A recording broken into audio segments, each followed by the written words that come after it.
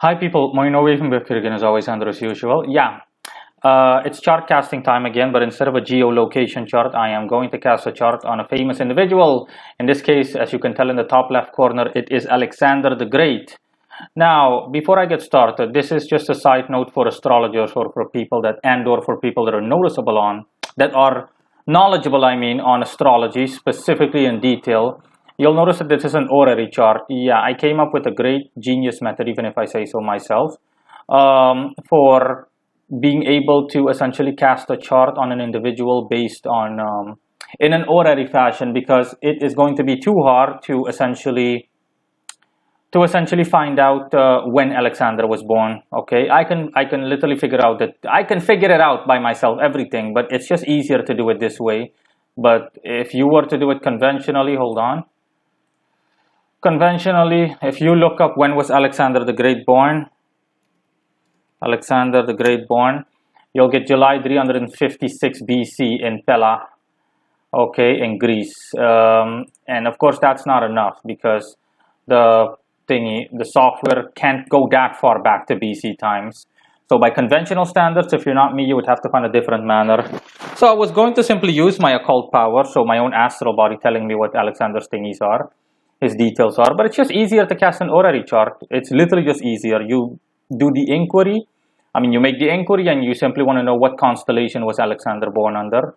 And yeah, I have it all here. So yeah, that's just a side note. Now, let's get into it. Big boy, Alexander the Great. I also beforehand want to state that there is no real proof that I'm going to submit here, other than Alexander's Wikipedia section and a movie about Alexander the Great for people that don't want a thingy, that don't want to watch it. That don't want to read, but they want to watch it instead. There's a nice little movie with Colin Farrell, the actor Colin Farrell in the lead role. Still one of my favorite movies of all time, so to speak. So yeah, let's get in. This will confirm everything that you're going to read if you're interested enough, or you're going to watch or notice if you're interested enough. Now, Alexander was born with the ascendant in Cancer, and the moon is at its strongest in Cancer as well, conjunct the second house. Now, this stands for the fact that Alexander was very, especially in the early years of his life, he was very domestic. Let's just say he was kind of a mama's boy, not meant in a negative manner, but he was kind of a mama's boy, okay? The moon here represents his mother, and it's at its strongest, which stands over his mother's influence over him, and it's in the first house, which stands for the first part of his life, essentially up until he was a young adult. Let's just say the age of 25, 26 years old, like that. And overall, it stands for the fact that Alexander was also emotionally very sensitive, that he inherited that from his mother. He was he had a good taste for things of a domestic nature. Okay, think of real estate by ancient times or ancient standards, food, stuff like that. He was a lover of all of those things. And let's see. Yeah, so that's the first thing. His mother essentially lived vicariously through him, at least up to a good extent. That's why the moon is also opposed Pluto, and Pluto is also very strong. It's in Aquarius. It simply stands for Alexander being submitted or submissive unto his mother. So his mother essentially mentally conditioned him to be submissive to her ever since he was born. So again, the whole typical parent live vicariously. That's usually the case with parents that live vicariously through their children, or that just plain live through their children up to a certain degree or extent, of course. The moon is also heavily favorably aspected. It's trine Neptune, which is also at its strongest. Again, Alexander had great clairvoyant abilities. Not that he ever utilized them by practicing the occult, but we'll get to that later on. Now, moving on to Lilith. Lilith is in Leo in the second house, which stands for the fact that Alexander had a good deal of allies, but these allies were prone to becoming enemies. That's all that it stands for in general. He also had a continuous but obscured flow of revenue come to him. The part of fortune is in Libra in the fourth house, and as you can tell, it has a good deal of negative aspects. It simply stands for the fact that Alexander's domestic life, so his household, the household that he grew up in, as well as his own household as an adult, was marked by instability, a lack of peace, essentially. Peace only in the sense of the rest of his life being separated from the household itself. But generally speaking, yeah, there was in his life overall, there was no peace. There was little to no peace, honestly. Um, and yeah, it's a shame because that's where successful Alexander lies. Peace of mind would generally come through simply putting work down and just being peaceful, just enjoying home life and domestic life. But he rarely did that, honestly. He did that up to a minimal extent in terms of it being noticeable. The South Node going retrograde in Scorpio in the fifth house stands for the fact that Alexander's focus on essentially on achieving romantic conquests and stamping his authority due to the fact that it was required from him in some way, shape, or form. He already laid a heavy emphasis on that at excess levels even. And then with the North Node, it's just the exact opposite. The North Node is going retrograde in Taurus in the 11th house, which stands for the fact that Alexander should have focused more on being a stable and consistent ruler over the regions he ruled over in the world. Pluto is in Aquarius, conjunct the 8th house. It's in the 7th house, which stands for the fact that Alexander was a good leader, a born leader. He exerted a good deal of authority over people. That's why Pluto is in Aquarius, deals with the masses. And the fact that it's in the 7th house stands for the fact that he had a good deal of people that were loyal to him. Okay, a close faction, if you will, of a couple of hundred or a couple of thousands of soldiers that would literally follow him into Hades, so to speak, lol. Basically, essentially hell. Only as a figure of speech, of course. Saturn is in Pisces in the 9th house, it represents Alexander's father in general. Alexander's father, which was Philip of Macedon, Philip II, if I'm not mistaken, Philip the One-Eyed. Yeah, I know my history. Alexander's father, generally speaking, the influence he exerted over Alexander's life was minimal. He was mostly absent due to the fact that he had to carry on political affairs and diplomacy and trade with foreign nations and or foreign empires. And deal with squabblings of these kinds. Saturn is afflicted in Pisces, which stands for the fact that Alexander's father, Philip II, was a mess in general emotionally. He was emotionally unstable and he was frigid. And for him, life was essentially dealing with hardship and dealing with being stuck between a rock and a hard place. But he nevertheless still did a bang-up job, even if I say so myself. That's why, despite the fact that Saturn is afflicted, Saturn does have a couple of good aspects. Notably, it's trine Mars, which is also afflicted, and trine the Ascendant. Okay, a good capability for dealing with hardship. Yeah, moving on to Neptune. Yeah, this in Alexander's case, before I move on to Neptune, Saturn, last but not least, if you exclude his father, essentially, so setting everything I said about Alexander's father aside, it stands for the fact that Alexander inherited his level of diplomacy and also his tendency to be neurotic and to be stuck in the past over horrible things that happened in the past between, for example, him and his parents and stuff like that. To be able to let go of the past was difficult for Alexander. He got that from his father and also his strictness as a disciplinarian when it came to foreign affairs and foreign diplomacy and just overall diplomacy, overall politics. Alexander could be a hard ass. He was generally speaking a hard ass when he needed to be. He got that from his father. Neptune is in Pisces in the 9th house, conjunct midheaven, stands for the fact that Alexander was definitely a lover of religion, specifically the occult, religious. Let's just say religion with an esoteric affiliation to it, an esoteric affinity to it. And conjunct midheaven, that's why Neptune is at its strongest, and I know this degree by memory. It's an extremist degree, essentially. That also stands for the fact that Alexander had a tendency sometimes to go overboard when it comes to religious fanaticism. Now, the conjunction with midheaven, which is ruled by 0 degrees in Aries, stands for the fact that Alexander brought this mentality with him into his ambitions, which were of a martial nature or Martian nature. And here it comes, what Alexander is most well known for to the entire world of the present date. You've got the sun, nice and strong, conjunct midheaven. Only just conjunct. It's off by a couple of minutes, but it still counts as a conjunction.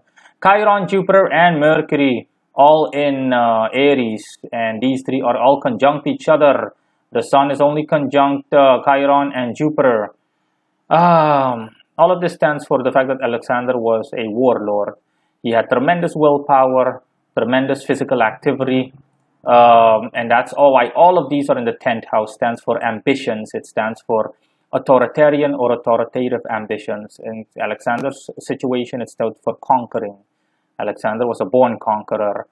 Um, Always when you see, like, for example, three or more planets have a cluster right next to each other, usually it stands for an exceptional individual, someone that will be exceptional by mankind's standards.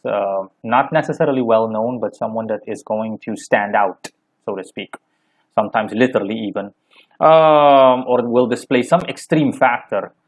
Um, Now, Chiron, we're going to ignore Chiron, so to speak, because, Chiron says the same thing that I already said, but to a lesser extent. Alexander was a good teacher of warfare, despite the fact that he sometimes had issues with battle tactics himself. That's what Chiron says. Jupiter in Aries stands for a lot, near excess amount of essentially hunger for warfare that Alexander had, and his hunger and desire for conquering, bloodlust even, if you will. So, conquering through brute and sheer force. Now, Mercury in Aries, not good, afflicted Mercury, essentially. I've already said a gazillion times that Mercury does well in air and earth signs and not so well in fire and water signs. Mercury in Aries stood for the fact that, or stands for the fact that Alexander in his lifetime was a thingy. Alexander was an impetuous ruler. He didn't rule based on logic. He made, more often than not, he made decisions sometimes based on just impulse, no logic, no reason behind it. He's just like, hey, let's go into battle, and that's it, without really observing and analyzing the situation first. He did do that sometimes, but not all the time. Okay, that's also why Mercury, despite the fact that it's afflicted, let me see, Mercury had, Mercury is opposed the pot of fortune. Jupiter, Mercury, and Chiron are opposed to pot of fortune, which stands for the fact that these factors that I just mentioned, specifically especially Mercury, essentially stood for Alexander. It essentially hindered Alexander's absolute and total success in terms of conquest and life accomplishments. There were difficulties, and that's due to Alexander's impetuousness. Alexander was brash. He was brash and rash. He had a tendency to quote unquote rush in rather than giving the matter sufficient thought on occasion in his conquests, and that led to trouble sometimes. Venus and Uranus in the 11th house in Taurus. Venus there in Taurus in the 11th house stood for the fact that Alexander had an ability to be charming. He essentially charmed people. He was like a world-class charmer. He could really charm people and win people over to his way of thinking. That's how he got as far as he did, and that's how he made it as far as he did. And the fact that it's in Taurus stood for the fact that Alexander is someone, he likes lavishness and extravagance. He likes all the good things that money can buy, material luxuries, and essentially charm people by telling them that they can have all of these things as well. They can have the world, so to speak, and all of its glory and all of its riches. Uranus is afflicted and it's conjunct Venus, which stands for the fact that Alexander sometimes, when it came to public decision making or decision making that involved the public, had sometimes had the ability to make erratic decisions, and that did not go all too well. That didn't go down all too well with the public, or sometimes simply did not. It didn't favor them to their dismay, and that's why Uranus is there, and it's afflicted in Taurus. It undermines his charm a little, because sometimes people will be like, "What the fuck?" We have Mars in Cancer conjunct the ascendant also in Cancer. Mars does not do well in Cancer. It stands for emotional frustration that results or that has temper outbursts as a result or consequence. Okay, Alexander had a tendency to be a hothead. Again, all of this only further solidifies what Mercury already says. Alexander was a hothead on occasion. He essentially just exploded he had temper outbursts. He threw temper tantrums at a dictatorial level. And that's essentially it. You can see how all of this is, how accurate all of this is. Yeah, let me see. What other examples can I give?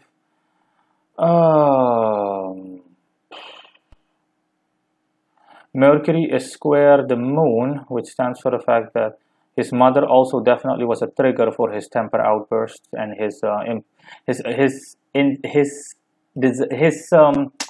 knack for making impulsive decisions. Okay, his character trait that makes it so that he makes impulsive decisions. He essentially, let's just say, his mother was like the oil that turned an already smoldering piece of firewood into a roaring flame. So his mother was the catalyst essentially for his impulsive and impetuous behavior up to a certain degree and extent. And that's also why the moon is also square Jupiter. Um, um, Saturn square Mars stands simply for the ability to deal with hardship, but this also serves as a trigger to emotional frustration. So Alexander's father also had this problem, but up to a lesser extent, arguably. Let me see what else. What else? ¿Qué más? Pluto is. Let me see. Square. Yeah, Pluto is also square Mercury, which stands for the fact that even his generals and the people that served Alexander that were loyal to him, okay, his impetuous and impulsive decision making sometimes did not go well with them. So it undermined Alexander's authority, but up to a minor extent. Pluto is strong in Aquarius and also strong in the seventh house. So yeah, it it it only did so by a minimal to intermediary, semi-intermediary extent. And Pluto being conjunct the eighth house stands for, again, Alexander's conquests, winning him a lot of a lot of riches that he essentially extracted from the people he conquered in the way of resources and material goods. Let me see what else. Is there anything else? Yeah, again, Neptune in Pisces in the ninth house, specifically Neptune in the ninth house, also stood for involving spirituality in decision making. So Alexander was the kind of guy that essentially would have seers cast divinatory readings and whatnot before he went into battle and before he made important diplomatic decisions along the lines of, hey, should we attack them? Should we do this? Should we do that? Should I make peace with the Sassanids? In a matter of speaking, I'm just giving an example. Obviously, should we make peace with the Indian continent that we just dominated? Should we make peace with this person, that person? Should we do this? Should we diplomatic? You name it. He regularly consulted oracles and similar people. Okay, spiritual readings. He involved spiritual readings heavily into. He incorporated them heavily into his diplomatic affairs, his diplomatic and martial life. Let me see what else.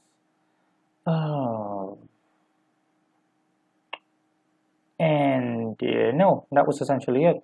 Last but not least, Lilith being here, and Lilith is like perfectly trine thingy.